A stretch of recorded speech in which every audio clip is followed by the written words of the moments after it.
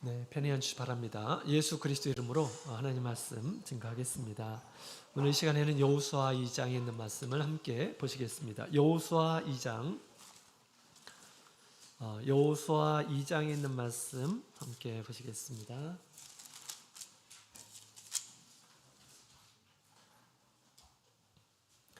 여호수아 2장 18절부터 21절까지 있는 말씀, 여호수아 2장 18절부터 21절까지 있는 말씀, 우리 짧은 말씀이니까 함께 읽어보도록 하겠습니다.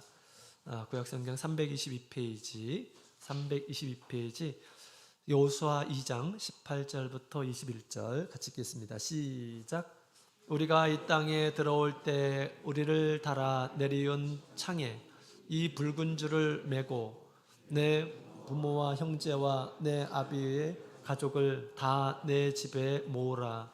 누구든지 내 집 문을 나서 거리로 가면 그 피가 그의 머리로 돌아갈 것이요 우리는 허물이 없으리라.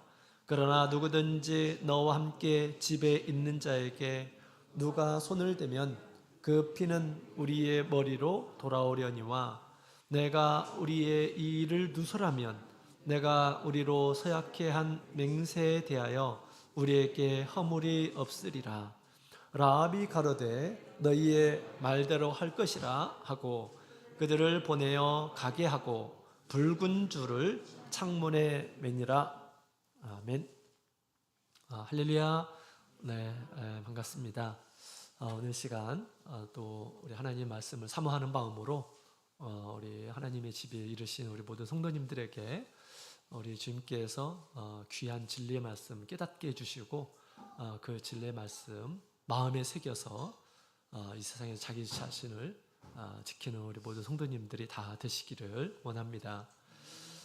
자, 지금 우리 교회 예표에 대해서 지금 계속해서 살펴보고 있습니다. 교회는 구약시대의 여러 가지의 모습으로 주님께서 보여주셨습니다. 하나님께서 말세에 세우신 이 교회가 얼마나 소중한 그런 존재인지를 알려주기 위해서 하나님께서 미리 구약시대의 여러 가지를 통해서 우리에게 가르쳐주고 있습니다. 교회는 참으로 존귀한 그런 존재이고 참으로 소중한 그런 존재이고요. 그 다음에 너무 우리에게 있어서 중요한 곳임을 우리에게 계속해서 말씀을 통해서 가르쳐주고 있습니다. 지난 시간에는 도피성을 통해서 교회의 모습을 또 잘 보여주고 있습니다. 사람이 사람을 죽이는 그 살인죄를 범하게 되면 죽어야 되는, 율법으로 치면 죽어야 되는 그런 상황입니다. 그러나 고의로 죽이지 않는 이러한 사람들에 대해서 하나님께서 도피성을 만들어서 거기에서 자유를 얻게 그렇게 하셨던 것이죠. 사실 우리 모든 사람들은 하나님 앞에서 중죄인이죠. 죽을 수밖에 없는 이러한 사람들입니다. 그런데 우리 예수님께서 이 세상에 오신 것은 우리를 자유케 하시려고 예수님께서 오신 것이죠. 자유케 하시려고 오신 것입니다. 그래서 우리 이제 이 예수님께서 우리에게 자유를 주시려고 이 세상에 오셨고요. 그 다음에 자신의 생명을 도피성에서 보존할 수가 있었던 거죠. 그 다음에 대제사장이 죽는 그때 이제 온전한 자유를 얻게 되는 것이죠. 이와 같이 우리는 우리 예수님 오실 때까지 우리 주님께서 세우신 이 교회에 자기 자신을 잘 지켜야 되겠습니다. 주님께서 우리에게 주신 자유는 지금 우리에게 베푸시는 그러한 자유는 온전한 자유가 아니에요. 왜 그럴까요? 악이 있고 죄가 있고 우리가 연약하기 때문에 얼마든지 빼앗길 수 있는 그런 자유입니다. 우리가 예수를 믿었다고 그래가지고 온전히 얻은 것처럼 우리가 생각해서는 안 돼요. 우리 믿음이 얼마나 부족한지 모릅니다. 하나님 앞에서 우리 믿음이 얼마나 위태로운지 몰라요. 주님께서 늘 우리의 믿음을 붙잡아 주시고 인도해 주시니까 우리가 이렇게 사는 거지. 우리의 믿음이 대단한 것으로 이렇게 착각해서는 안 되겠습니다. 예수님 오시는 그날까지 우리 예수님께서 세우신 이 도피성에 우리가 꼭 거해야 하겠습니다. 그럴 때 우리 예수님께서 참된 자유를 우리에게 주실 것입니다. 참된 자유. 우리 천국에는 악이 없고 죄가 없습니다. 거기는 악한 것이 없어요. 죽음이 없습니다. 그곳에서 진정한 그런 자유를 얻게 될 것임을 우리 하나님께서 도피성을 통해서 우리에게 얘기해 주고 있어요. 지금 우리는 피해 있는 겁니다. 세상에서 피해 있는 거예요. 자, 이 교회는 또 어떤 곳인가? 교회는 이 세상에서 거룩하고 안전한 곳이고 또 하나님과 교제하는 곳이고 또한 우리 예수님으로부터 오는 그런 기쁨을 늘 누리는 곳임을 우리에게 얘기해 주고 있습니다. 이곳에 예수 모실 때까지 끝까지 자기 자신을 지키는 우리 현명하신 지혜로우신 우리 모든 성도님들이 다 되시기를 원합니다. 자, 오늘 시간에는 우리 라합의 집에 관한 말씀을 함께 살펴보도록 하겠습니다. 주님께서 우리에게 믿음과 지혜를 주셔서 온전하게 깨닫게 해주시기를 원합니다. 자, 먼저 우리 오늘 본문의 내용을 보게 되면 하나님께서 우리 여호수아를 통해서 이스라엘 백성들 여리고성을 이렇게 점령하는 그런 장면이 나옵니다. 그 여리고성을 점령하게 될 때 모든 여리고 안에 있는 남녀노소 모든 사람들 심지어 짐승들까지 다 죽임을 당하게 됩니다. 그런데 라합의 집에 거하고 있는 이런 사람만이 살 수가 있었다라는 그런 내용이 나옵니다. 자, 그들이 어떻게 해서 살게 되었을까에 대해서 같이 오늘 살펴보도록 하겠습니다. 먼저 우리 여호수아가 이스라엘 백성들을 이끌고 지금 점령하는 그런 일들을 하죠. 여호수아는 우리 예수님을 예표하는 인물입니다. 예수님을 예표하는 인물이에요. 여호수아는 모세의 후계자죠. 후계자. 또 하나님의 신에 감동되어서 하나님과 직접 교제하는 이러한 사람이고요. 또 하나님께서 백성들에게 해야 할 일들을 다 가르쳐 주시고 그것을 전달한 이러한 사람이었습니다. 또 여호수아의 말을 따라서 백성들이 이제 가나안 땅에 들어가게 되었는데요. 왜 여호수아가 예수님을 예표하는 걸까? 예수님께서 하시는 일들을 미리 완전하지는 않지만 조금 이렇게 행한 그런 일들이 있습니다. 그래서 우리 먼저 히브리서 4장 8절에 있는 말씀을 함께 볼까요? 히브리서 4장 8절.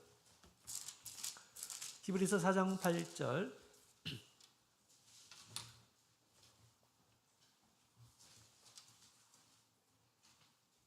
히브리서 4장 8절 같이 읽어보도록 하겠습니다. 시작. 만일 여호수아가 저에게 안식을 주었다면 그 후에 다른 날을 말씀하지 아니하셨으리라. 아멘. 자, 이거 지금 히브리서 4장에 있는 말씀을 보게 되면 우리 여호수아와 또 예수님께서 하신 일을 비교를 하고 있는 거죠. 여호수아는 이스라엘 백성들로 하여금 가나안 땅을 차지하게 해서 안식하게 하였다라고 그렇게 이야기를 하고 있습니다.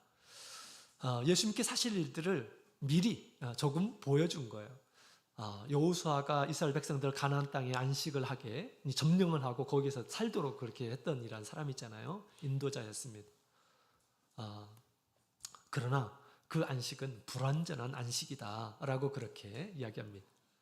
그래서 우리 여호수아를 쭉 읽어보면 그 뒤에 이제 사사기가 나오죠. 사사기를 통해서 보면 그 안식은 온전한 안식이 아니구나, 불완전한 정복이 있구나라는 것을 우리가 알 수가 있어요.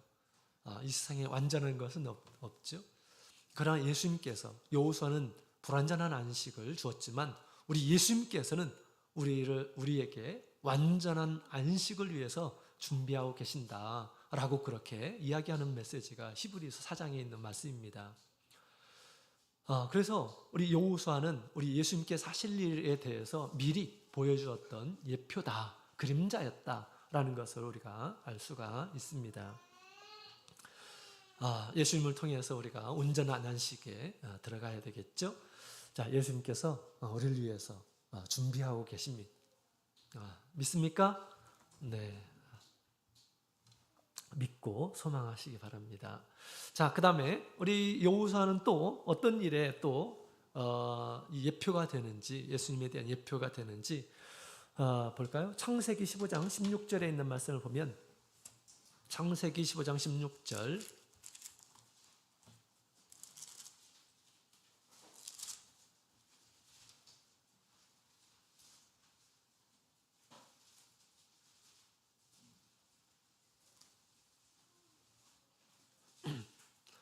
창세기 15장 16절에 있는 말씀 같이 읽어보도록 하겠습니다. 시작. 내 자손은 4대 만에 이 땅으로 돌아오리니 이는 아모리 족속의 죄악이 아직 관영치 아니함이니라 하시더니. 아멘. 이 말씀은 하나님께서 아브라함에게 약속하셨던 그런 말씀이죠. 가나안 땅에 머물고 있었던 아브라함에게 너의 후손이 저 애굽에 있다가 4대 만에 다시 돌아와서 이곳을 점령할 것이다 라고 그렇게 약속을 해주시는데요. 왜 4대 만에 돌아와야 되는지에 대해서 얘기해 주고 있습니다. 아직 아모리 땅, 이 가나안 땅에 이 죄가 관영하지 않았다라고 그렇게 이야기를 하고 있습니다. 하나님 앞에 죄가 이제 무르익었을 때 하나님께서 이제 심판의 도구로 이스라엘 백성들을 사용하시겠다라고 하는 그런 내용입니다. 그래서 이스라엘 백성들을 여호수아가 이끌고 가나안 땅에 들어가서 계속해서 정복하는 일을 하죠. 정복하는 일, 싸움을 합니다. 이스라엘 백성들이 가나안에 머물고 있는 이란 사람들을 다 진멸하도록 하나님께서 명령하셨어요. 그 명령을 따라서 성전, 거룩한 전쟁을 수행을 했던 것입니다. 그 전쟁이라고 하는 것은 하나님께서 심판하시는 것을 대신하는 그러한 격이 됐던 것입니다. 이스라엘 백성들은 하나님의 심판을 대신한 이란 사람들이다라는 것을 우리가 알 수가 있어요. 그렇죠? 그래서 이 가나안에 데리고 가서 이스라엘 백성들을 이 가나안 사람들을 정복한 이란 사람은 바로 여호수아였던 거죠. 또 싸움에서 이기게 이렇게 해주셨습니다. 하나님께서. 자, 이와 같이 우리 예수님께서는 이 세상에 오신 것은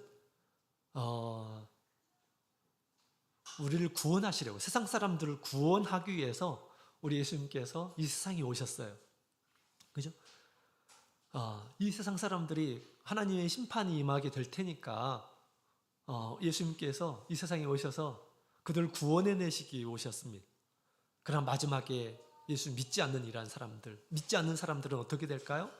예수님께서 다시 오셔가지고 그들을 이제 심판하게 될 것입니다. 온 세상을 심판하는 날이 올 것임을 얘기해주고 있습니다.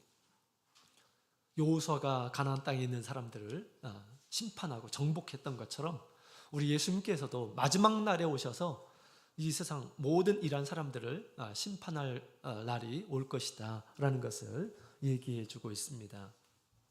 자, 그런 면에 있어서 우리 여호수아는 예수님을 예표한다 라고 그렇게 말할 수가 있겠습니다. 자, 그 다음에 우리 이 라합의 집, 그러니까 심판이 시작된 이 여리고 이 성 안에 유일하게 살아남은 이 한 집이 있었죠. 그 집이 바로 라합의 집이었다라는 것입니다. 이 라합의 집은 교회를 예표한다라고 그렇게 말을 할 수가 있습니다. 왜 그럴까요? 지금 하나님의 심판이 임하는 그런 때이죠. 여리고에 하나님의 심판, 공의의 심판이 지금 이루어지는 그런 때입니다. 그 심판을 피하고 유일하게 그 라합의 집에 거하고 있는 이란 사람들은 살 수가 있었던 것입니다. 죽음을 면하게 되었던 것입니다. 이스라엘 백성들이 여리고 성에 들어가서 그 안에 있는 모든 생물들을, 살아있는 자들을 다 이렇게 진멸을 하게 되었습니다. 그 당시 여리고 성은 굉장히 견고한 그런 성이었습니다. 또 교통의 요지이기도 하고요. 또 많은 전쟁을 이렇게 치러본 그런 이 중심지였기 때문에 군사들도 잘 훈련되고 아마 그랬을 것입니다. 이스라엘 백성들은 그렇게 훈련된 그런 군사들이 아니었죠. 그럼에도 불구하고 다 진멸하게 되었습니다. 어떻게 이것이 가능하게 되었을까? 아마도 성벽이 이렇게 있는데 성벽이 이제 무너지게 되었죠. 성벽이 무너질 때 그 밑에 이 군사들이 아마 다 몰살해서 죽은 것이 아닌가라고 그렇게 생각이 됩니다. 성벽이 무너졌다고 해서 만약에 그 여리고 안에 있는 이 군사들과 싸움을 하기 시작한다면 이스라엘 백성들이 뭐 현실적으로 보게 되면 싸움에서 굉장히 열악한 그런 상황이었을 것입니다. 죽는 이란 사람들도 있고, 그러나 그런 내용이 없어요. 다 이스라엘 백성들이 거기에 있는 이란 사람들을 치게 되었다라고 그렇게 얘기합니다. 그래서 하나님께서 이 여리고 성을 흔들어서 성벽이 무너질 때 거기에 대피하고 있었던 모든 이 군사들을 이렇게 몰살시키지 않았는가라고 그렇게 생각이 됩니다. 살아남은 이란 사람들은 다 이스라엘 백성들이, 이 군사들이 다 이렇게 죽였던 것이죠. 근데 그런 하나님의 심판 가운데서 유일하게 이제 이 라합의 집이 살았다라는 것입니다. 자, 여러분, 우리가 살고 있는 이 세상은 여리고 성과 같이 무너지게 될 것임을 성경은 예언되어 있습니다. 자, 그래서 이 성은, 우리가 살고 있는 이 세상은 장망성이라고 합니다. 장망성, 장차 멸망하게 될 성이다라는 거죠. 우리가 살고 있는 이 세상은 막 우리가 보기에 아주 화려하고 희망차고 그런 것이 아니에요. 곧 있으면 멸망하게 될 그런 세상입니다. 무너졌도다 큰 성 바벨론이요. 자, 무엇으로 무너질까? 우리 계시록 16장에 있는 말씀을 함께 볼까요? 계시록 16장.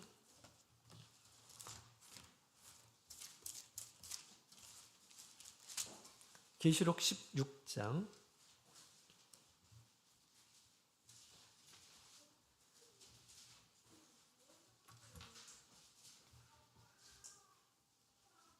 계시록 16장 17절, 18절에 있는 말씀을 같이 읽어보도록 하겠습니다. 같이 읽겠습니다. 시작. 일곱째가 그 대접을 공기 가운데 쏟음에 큰 음성이 성전에서 보좌로부터 나서 가로되 되었다 하니 번개와 음성들과 뇌성이 있고 또 큰 지진이 있어 어찌 큰지 사람이 땅에 있어 오므로 이같이 큰 지진이 없었더라. 아멘. 자, 여기 보면 일곱째 대접의 진노가 이렇게 쏟아지는 그때 어떤 일이 벌어지느냐? 큰 지진이 일어나더라 라고 그렇게 이야기를 하고 있습니다. 큰 지진. 우리 계시록에 보게 되면 우리 그 나팔의 재앙이 있죠. 나팔의 재앙. 나팔이 울릴 때마다 재앙이 나타납니다. 일곱 나팔이 있고요. 그 다음에 일곱 대접이 있어요. 일곱 대접도 하나님의 진노를 담아가지고 쏟게 되었을 때 이 땅에 많은 그런 재앙이 일어나게 될 것이다 라고 그렇게 얘기합니다. 여기 보면 일곱째 대접이라고 그러죠. 이 일곱째 대접은 하나님의 마지막 하나님께 쏟는 재앙인데 뭘로 나타나느냐? 큰 지진. 과거에 한 번도 이렇게 발생한 적이 없는 그런 큰 지진으로 이 세상이 멸망하게 될 것이다 라는 것을 우리에게 얘기해 주고 있습니다. 지진이라는 것은 참 너무너무 무서운 그런 자연 재앙입니다. 어제 새벽이었죠. 어제 새벽에 그 튀르키예에서 7.8 이 강도가 강도의 지진이 이렇게 일어났습니다. 그래서 오늘 오후에 4시 몇 분쯤에 해서 사상자가 4,000명 정도 된다고 합니다. 근데 이제 우리 내일 모레 계속해서 발견이 되는데 지금 사람들이 지금 얼마나 죽었는지는 전혀 모르고 있다라고 그렇게 얘기합니다. 아마 1만 명이 넘어갈 것이다 라고 그렇게 얘기하는데요. 무엇보다도 이 지진이라고 하는 것은 너무 무서운 것 같습니다. 지진이 일어나게 되면 전기도 끊기고요, 가스도 끊기고요, 물도 끊기게 되고요. 얼마나 비참할까요? 그죠? 근데 성경을 보게 되면 우리 마태복음 28장에 있는 말씀을 보게 되면 24장에 있는 말씀을 보게 되면 처처에 기근이 일어날 것이다 라고 그렇게 얘기합니다. 곳곳마다 기근이 일어나는데 이 기근이 재난의 시작이 될 것이다 라고 그렇게 얘기합니다. 아마 작은 규모의 지진이겠죠. 이런 지진이 막 곳곳에서 막 일어난다고 한번 생각해 보세요. 막 흔들리고 무너지고 그런 상태에서 모든 어떤 편의시설 이런 것들이 다 망가지고 그럴 때 얼마나 비참하겠습니까? 그죠? 튀르키예 그 진앙지 화면으로 봐도 너무 참 무섭습니다. 그럴 날들이 오게 될 것이다 라고 그렇게 얘기합니다. 이것은 시작에 지나지 않는다 라고 그렇게 얘기합니다. 그 뒤에 이제 많은 수많은 재앙들이 있는데 왜 재앙이 왜 일어나느냐? 하나님의 진노로 인해서 일어나게 될 것이다 라고 그렇게 얘기합니다. 지금까지는 우리 하나님께서 계속해서 오래 참고 견디시고 은혜를 베풀어 주시고 악한 자에게도 비를 내리시고 그러셨어요. 근데 우리 하나님께서 이제 그 은혜의 때가 차게 되면 하나님께서 우리 하나님의 또 어린 양의 진노가 이제 이 땅 가운데 임하게 될 것이다 라고 그렇게 이야기를 하고 있습니다. 이런 하나님의 진노가 임하게 될 때 누가 하나님 앞에서 설 수 있으리요? 우리 계시록 6장에 보면 그 말씀이 있습니다. 하나님의 진노 앞에 누가 서리요? 이 땅에 어떤 왕이 설 것인가? 왕족이 설 수 있을까? 장군이 설 수 있을까? 아무도 우리 하나님 앞에 설 수 없고 벌벌 떨고 있을 것이다 라고 그렇게 이야기를 하고 있습니다. 그런데 우리 하나님의 진노가 임하는 가운데서도 살아남는 이러한 사람들이 있다. 하나님 앞에 있는 사람들이 있다라는 것을 이제 계시록 7장에 얘기해 주죠. 어떤 사람들일까? 천사로부터 이마에 입맞는 이러한 사람들, 또 시온산에 14만 4천이 서 있어서 어린 양과 함께하는 이러한 사람들은 이제 살아남게 될 것임을 얘기해 주고 있습니다. 하나님의 심판이 많은 그때 유일하게 살아남아 있었던 이 한 가정, 한 집이 있었는데 라합의 집이었죠. 그 집은 바로 우리 하나님께서 이 세상을 멸망하실 때 유일하게 하나님 앞에서 살아남은 이란 사람들이 있을 것임을 얘기해 주고 있습니다. 그것이 어딜까요? 그것이 바로 교회다라는 것입니다. 왜? 이 교회라고 하는 것은 하나님께서 심판을 면하게 하기 위해서 세우신 곳이거든요. 심판을 해서 구원하시기 위해서 예수님께서 오셨고 대신해서 죽으셨고 그 다음에 우리를 구원해 내셨습니다. 우리 성도들이 모여있는 곳이 곧 교회이죠. 교회. 예수님께서 우리 심판을 피하게 하기 위해서 세우신 곳이 바로 이 교회다라는 것입니다. 그렇죠? 그래서 우리는 이 교회에 대한 그런 믿음을 우리가 반드시 가지고 있어야 되겠습니다. 심판을 피하기 위해서 주님께서 나를 위해서 교회를 세우셨구나라는 것을 꼭 믿어야 되겠습니다. 물론 우리 교회에 있는 이런 사람들도 우리 주님께서 그 믿음을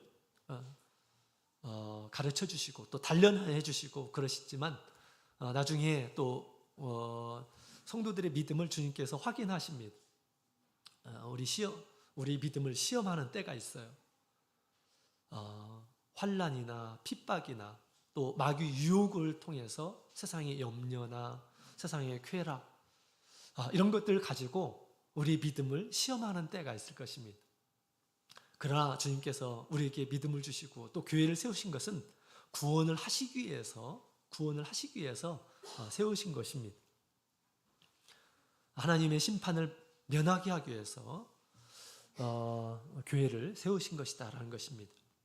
그다음에 또 이 라합의 집이 왜 교회를 또 예표하는 것일까?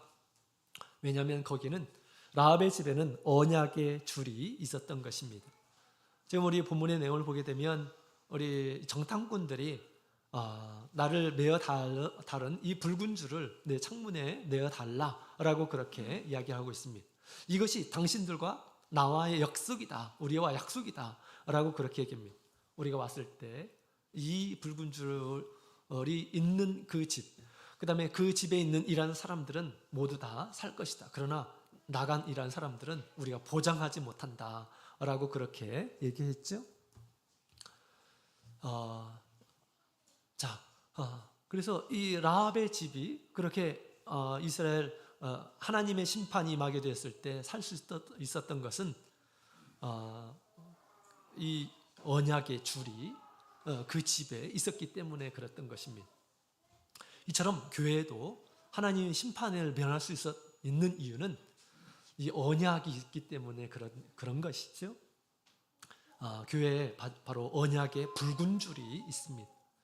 이 언약의 붉은 줄은 도대체 뭘까요? 마태복음 26장에 있는 말씀을 함께 보도록 하겠습니다. 마태복음 26장 마태복음 26장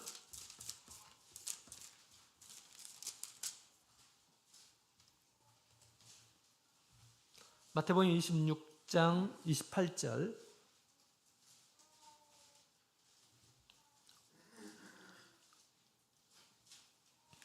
28절 같이 읽겠습니다. 시작. 이것은 죄 사함을 얻게 하려고 많은 사람을 위하여 흘리는 바 나의 피 곧 언약의 피니라. 아멘. 자, 여기 보면 우리 예수님께서 언약을 세우시면서 피를 이 제자들에게 주시는 그러한 내용이 나옵니다. 이 피는 뭐 하려고 주시는 것인가? 언약을 세우시려고, 제자들과 언약을 세우시려고 주신 것이다 라고 그렇게 얘기합니다. 무슨 언약인가? 이 피를 통해서 죄 사함을 얻을 수 있다라고 하는 것을 지금 얘기하시는 것입니다. 이것은 죄 사함을 얻게 하려고 많은 사람을 위해서 흘리는 바 나의 피. 예수님께서 제자들에게 이런 언약을 이렇게 세운 것이죠. 이 나의 피로 말미암아서 너의 모든 죄를 사해 주겠다라고 하는 것이죠. 하나님의 심판은 뭐 때문에 받는 것일까요? 죄 때문에 하나님의 심판을 받는 것입니다. 물론 이 죄에 대한 개념은 너무너무 큽니다. 이 죄를 사해 주시기 위해서 우리 예수님께서는 피 흘리셨고 우리 제자들에게 이 피를 주시겠다라고 이렇게 하신 것입니다. 교회는 예수님의 피가 있어요. 그 피로 말미암아서 우리가 세례를 받고 죄 사함을 얻는 것이죠. 성령이 그것을 증거한다. 이 물이 예수님의 피임을 증거한다라고 그렇게 얘기하고 있습니다. 성령이 증거하는데 아니라라고 그렇게 얘기할 수 있나요? 성령이 증거하는 이 세례를 받게 되면 그 물이 곧 예수님의 피가 되는 것입니다. 우리 거제도의 한 모친께서 바다에서 세례를 받으셨어요. 그러고 나서 이제 세례 받고 나서 이제 거기에서 현장에서 기도를 하죠. 기도하는데 그 모친의 앞에 붉은 것이 보이더라는 것입니다. 그래서 눈을 떠봤대요. 그랬더니 바다가 온통 피라는 것입니다. 이분이 깜짝 놀라셨대요. 눈을 막 비벼가지고 거기를 다시 보았는데 그 피가 사라졌다라는 것입니다.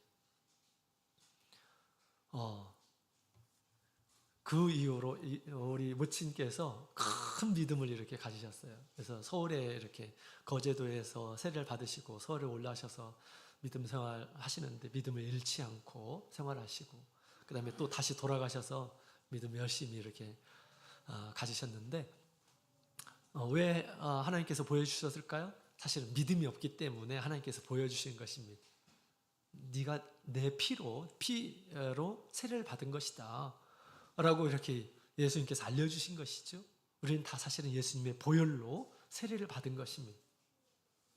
성령이 있고 또 성경과 같은 그런 세례에는 예수님의 보혈이 역사해서 우리의 죄를 깨끗하게 씻어줍니다.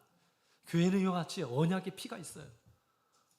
또 우리의 죄를 세례 때만 씻어주는 것이 아닙니다. 교회는 예수님의 보혈이 있어요. 어린 양의 보혈이 있어서 그 피가 우리의 죄를 계속해서 씻어준다라고 그렇게 얘기합니다. 어떤 사람에게 죄를 자백하고 회개하는 이러한 사람들에게 예수님의 보혈은 지금도 계속해서 유효하면서 우리를 깨끗하게 한다. 예수님께서 하늘 장막의 대제사장이 되어서 끊임없이 우리의 죄를 씻어주고 있다는 것입니다. 믿음으로 주님의 보혈을 의지해서 구하는 이러한 사람들에게 주님의 피가 임하게 되는 것입니다. 때로는 우리의 믿음이 점점점 약해질 수 있어요.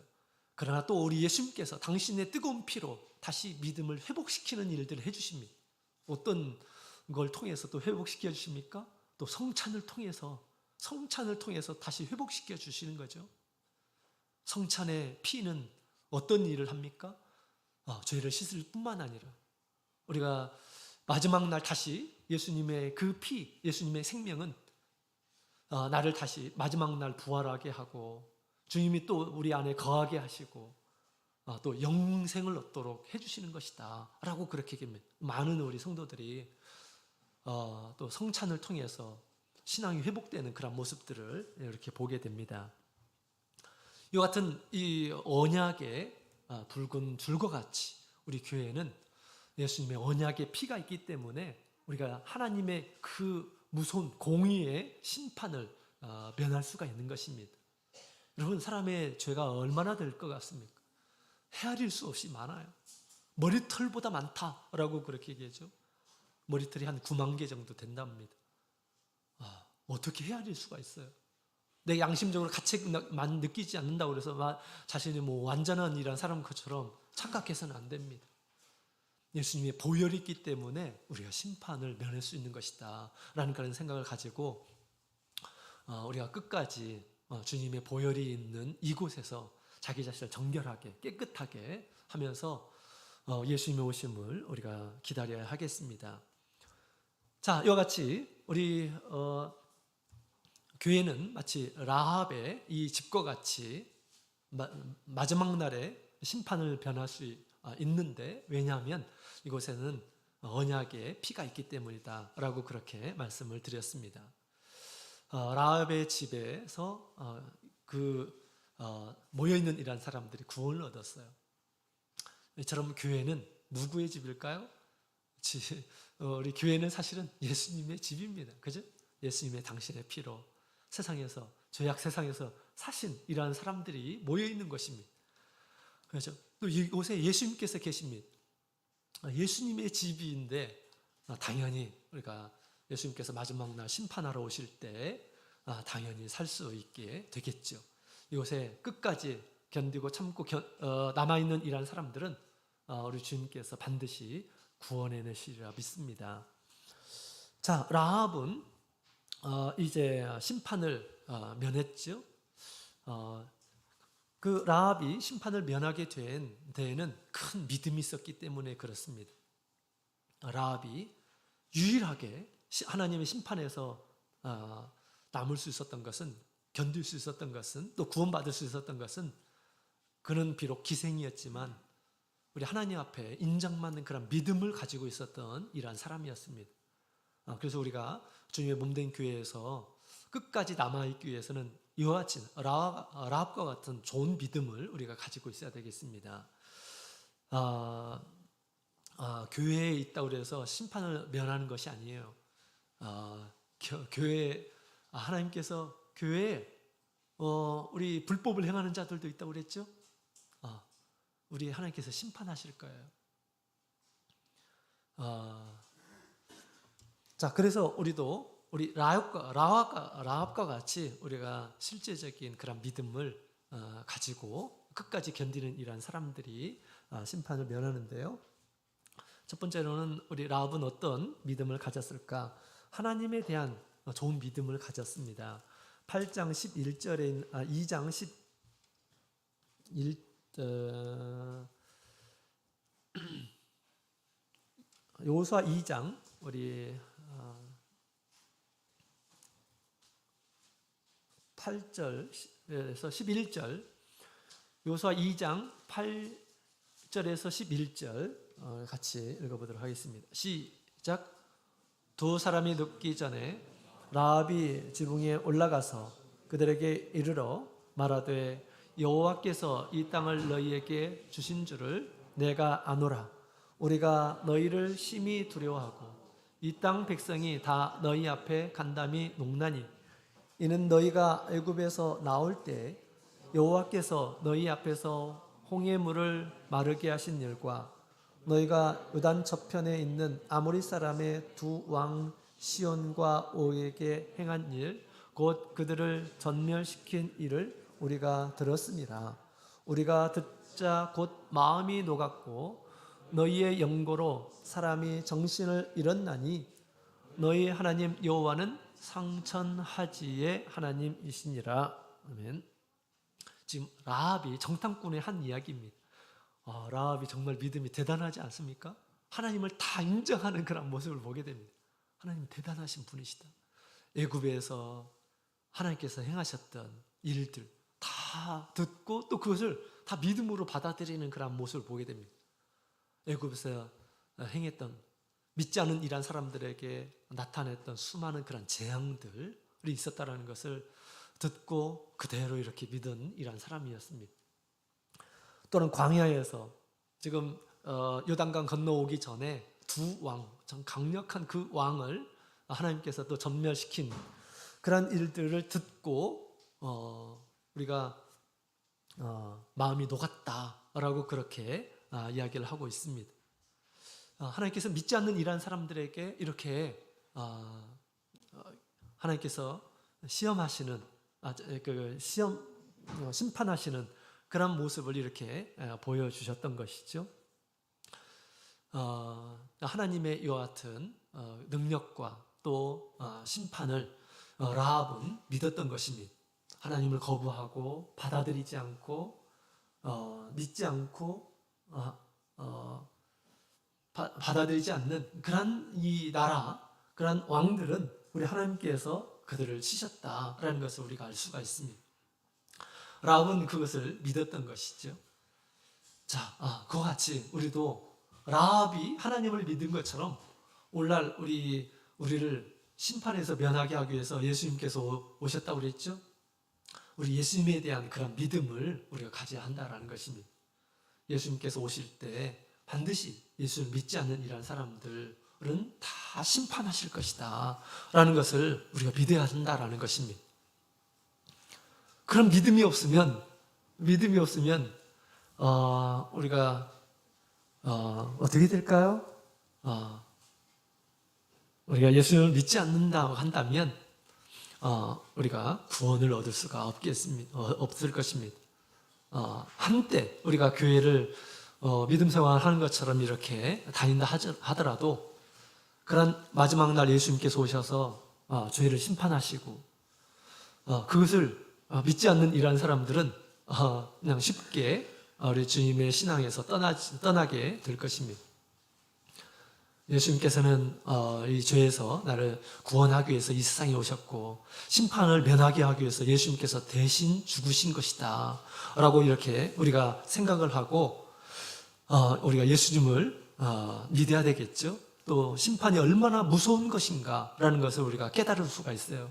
아무런 죄가 없는 예수님께서 죽으셔야만 되는, 그래야지 우리의 심판이 면하게 된다는 것을 우리에게 알려주고 있는 것입니다. 예수님께서 죄가 없는데도 불구하고 심판을 죽으셨는데 우리는 얼마나 더 큰 심판을 이렇게 당하겠습니까? 그죠? 그래서 우리가 심판을 면하기 위해서 반드시 예수님을 믿어야 된다라는 것입니다. 그런 믿음이 있어야 된다라는 거죠. 세상을 멸하시고 그 다음에 모든 죄를 공의로 심판하실 때 설 수 있는 이런 사람들은 아무도 없습니다. 예수를 믿고 예수님의 보혈 아래에 있는 이런 사람들만이 살아남을 수가 있어요. 예수님께서 심판에서 면하게 하기 위해서 교회를 세우시고 또 교회는 나를 보호하는 것이구나 라고 그렇게 이런 믿음을 반드시 가져야겠습니다. 자, 그 다음에 두 번째로 우리 라합은 행하는 믿음을 이렇게 가졌어요. 행하는 믿음. 그래서 앞에 있는 내용을 보게 되면 우리 정탐꾼이 이 여리고에 사람들에게 발각이 됐죠. 그래서 정탐꾼이 막 도망치고 있는 가운데 라합이 그를 이렇게 살려주는 선대하는 그런 모습을 우리가 보게 됩니다. 그래서 여리고성에서 이렇게 피신을 하도록 그렇게 했던 것입니다. 이 라합이 청탐꾼을 살려준 것은 엄청난 모험입니다.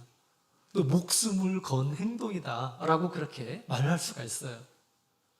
적의 정탐꾼 간첩이에요. 간첩인데 이 간첩을 살려주는 겁니다. 여러분 우리 적의 그 간첩을 살려주는 것은 얼마나 큰 죄인지 모르죠. 우리 구원 형법에 보게 되면 그 적의 어떤 간첩 행위를 방조하는, 알면서도 가만히 있는 이런 사람들은 우리나라의 형법에도요 이런 형벌이 있어요. 사형이나 무기징역에 처한다 라는 말이 있습니다. 간첩 행위를 하는데도 불구하고 방조하는 이러한 사람들은 그렇게 된다라는 것입니다. 근데 지금 라합은 뭐 한 겁니까? 도와준 거예요. 적극적으로 도와준 거예요. 그래서 정탐꾼을 잡으려고 막았는데 다른 데 숨겨주고 저쪽으로 다른 쪽으로 갔다고 이렇게 지금 얘기했죠. 이같이 지금 이 라합은 자기 목숨을 걸고 정탐꾼을 이렇게 선대한 것입니다. 이 라합은 믿기만 한 것이 아니라 이런 목숨을 건 행동을 했다라는 것입니다. 믿음의 행동을 했어요. 하나님을 믿은 것처럼 이 땅이 곧 이제 이스라엘 나라의 땅이 될 텐데 또 모든 이란 사람들이 죽게 될 텐데 그렇게 생각하고 그런 믿음을 가지고 지금 이제 이 정탐꾼을 살려주게 된 것입니다. 라합은 이와 같은 믿음이 있었던 것입니다. 그냥 쉬운 게 아니에요. 그죠? 자기 목숨을 건 그런 행동을 했다라는 것입니다. 이와 같이 우리 예수를 믿는 이러한 사람들은 어떤 믿음에 이르러야 될까요? 자기의 목숨도 걸만한 믿음을 가지고 있어야 된다라는 것을 우리에게 얘기해 주고 있는 것입니다. 바울사도는 복음을 전하는 가운데 이런 고백을 합니다. 고린도전서 4장 11절에 있는 말씀을 함께 볼까요? 고린도전서 4장 11절.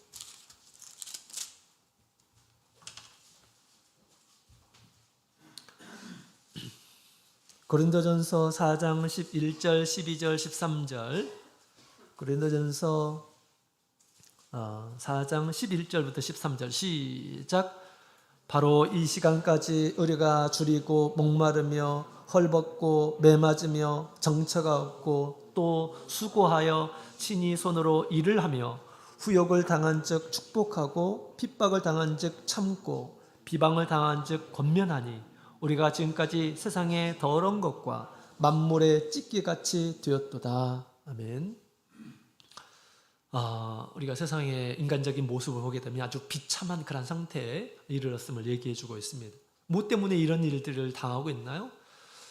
예수를 믿는 것 때문에, 복음을 전하는 것 때문에 지금 이런 일들을 당하고 있습니다. 만물의 찢기가 되었다. 세상 사람들, 믿지 않는 이런 사람들 보기에 찢기, 쓰레기와 같은, 폐물과 같은 이런 사람 취급을 받았다라는 것을 얘기해 주고 있습니다.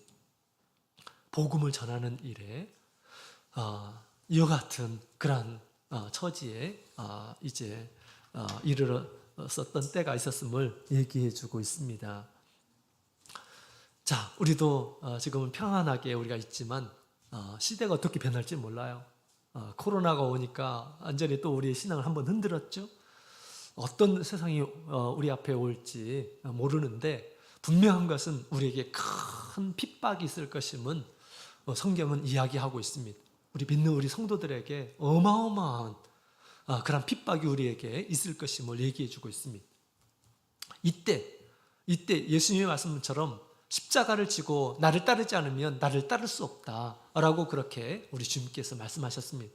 목숨을 각오하고 우리가 믿음을 지킬 그런 믿음을 갖고 있을 때 우리가 비로소 예수 앞에 인정받는 믿음을, 또 우리의 믿음을 끝까지 지키는 그런 사람이 될 것임을 얘기해 주고 있습니다. 우리 뒤에는 많은 시련과 핍박이 이제 기다려지고 있습니다. 지금 우리 주님께서 우리에게 시간을 주시고 우리 믿음이 점점점 자라기를 원하십니다. 때가 되면 분명히 이런 날들이 오게 될 것입니다. 그래서 우리가 단단하게 각오를 하고 우리가 살아야 되겠습니다. 한편으로는 핍박과 환난이 우리의 믿음을 위협하고요, 때로는 세상에 있는 좋은 것들이 우리의 마음을 또 유혹을 하기도 하고 그렇습니다. 여기에 결코 우리가 넘어가서는 안 되겠습니다. 자, 우리 예수님께서 핍박을 받으신 것처럼 우리도 예수님을 위해서 우리가 자기의 목숨을 버릴 만한 그런 믿음을 반드시 갖춰야 될 것임을 얘기해 주고 있는 것입니다. 우리가 예수님 때문에 그렇게 자기의 목숨을 버리는 이러한 사람들은 현명한 이러한 사람입니다. 지혜로운 이러한 사람, 믿음 있는 이러한 사람이기도 하죠. 그죠? 예수님은 우리의 생명의 주이십니다. 또 예수님 믿는 이러한 사람들, 끝까지 믿는 이러한 사람들에게는 우리 예수님께서 이 세상이 아닌, 우리가 이 세상에서 조금 더 살고 예수님 부인하고 여기서 조금 더 잘 살고 영광을 받고 많은 것을 소유하고, 이게 무슨 좋은 일입니까? 마지막 날에는 다 하나님의 진노 가운데서 사라질 텐데, 그죠? 빌딩 어마어마하게 이게 뭐가 중요하겠습니까? 하나님께서 한번 이 세상을 움직이시면 그냥 와르르 다 무너지는 세상입니다. 예수님을 믿고 또 복음을 위해서 핍박을 받고 감당하고 그로 인해서 영생을 얻는 이러한 사람들이 더 현명한 지혜로운 이러한 사람인 것입니다. 우리도 라합과 같이 이와 같은 목숨을 걸 만한 나의 믿음 때문에, 예수님을 향한 그런 믿음 때문에 우리를 핍박하고 조롱하고 한다 할지라도 우리가 예수님을 부인하지 않는 그런 믿음을 우리가 반드시 가져야 될 것임을 얘기해 주고 있는 것입니다. 그 다음에 이 정탐꾼을 끝까지 도와줬어요. 라합이, 그죠? 라합이 정탐꾼을 끝까지 안전하게 갈 수 있도록 도와줬습니다. 또 부탁한 대로 아무에게도 그것을 누설하지 않았어요. 누설하지 말라라고 그렇게 누설하지 않았어요. 그리고 마지막에 또 정탐꾼이 이렇게 하라, 그러면 너희가 여기에서 보존될 것이다 라고 그렇게 얘기했습니다. 그 이야기를 또 어떻게 했습니까? 라합이 신실하게 지켰죠. 그 약속을, 정탐꾼과의 약속을 신실하게 지켰어요. 신실하게 지켰기 때문에 그가 구원을 얻게 되었던 것입니다. 예수님 오시는 날 예수님 앞에 설 수 있도록 예수님께서 우리에게 주신 말씀들이 있어요. 그 말씀들을 우리가 신실하게 지켜야 됩니다. 우리 예수님 믿는다고 해서 우리가 이 세상에 있는 동안 예수님 말씀과 상관없이 그렇게 살아서는 안 됩니다. 신실치 못한 이런 사람입니다. 예수님 말씀대로 심판되는 것을 알고 우리가 형제에게 악을 행하거나 또 우리 하나님 앞에서 큰 죄를 짓는다든가 믿음이 아닌 것을 선택한다든가 이래서는 안 되겠죠. 하나님께서 분명히 당신의 선한 뜻을 알려줬음에도 불구하고 우리가 그것을 거부하고 다른 길을 선택하고 그런 것은 우리 주님의 뜻을 어기는 것이죠. 신실하지 못한 것입니다. 우리가 신실하게 예수님의 말씀을 끝까지 우리가 잘 지키는 이란 사람, 마지막 날에 우리 예수님께서 불법을 행하는 자들과 예수님 말씀을 신실하게 붙잡는 이란 사람들을 골라내시고 그 의인들을 우리 주님께서 영원한 하나님의 나라에 들어가게 하시리라 그렇게 믿습니다. 행함이 없는 믿음은 죽은 믿음이다 라고 그렇게 얘기하죠. 라합은 행함이 있는, 살아있는 그런 믿음을 가졌던 것입니다. 언제 닥칠지는 모르지만 우리에게 정말 우리의 목숨을 걸고 우리가 믿음을 지킬 수 있는 그런 때들이 분명히 오게 될 것입니다. 그때 우리의 믿음으로 능히 나의 믿음을 지키고 우리 예수님 앞에 우리의 믿음이 증명되고 인정되는 그런 믿음을 꼭 가져야겠습니다. 우리 라합은 비록 여리고성에 보잘것없는 이런 사람이었지만 아주 훌륭한 그런 믿음을 가졌습니다. 주님을 향한 믿음, 또 주님께서 세우신 교회에 대한 믿음을 가진 이러한 사람들은 주님께 큰 기쁨을 얻습니다. 또 이곳에서 주님께서 주신 그런 말씀을 따라서 살아있는 그런 믿음을 소유하셔서 우리 예수 모시게 될 때, 하나님의 큰 심판이 임하게 될 때 구원을 얻으시는 모든 성도님들이 다 되시기를 원합니다. 다 같이 묵도드리겠습니다.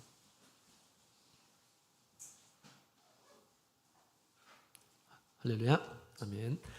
다 같이 우리 찬송가 478장 부르시겠습니다.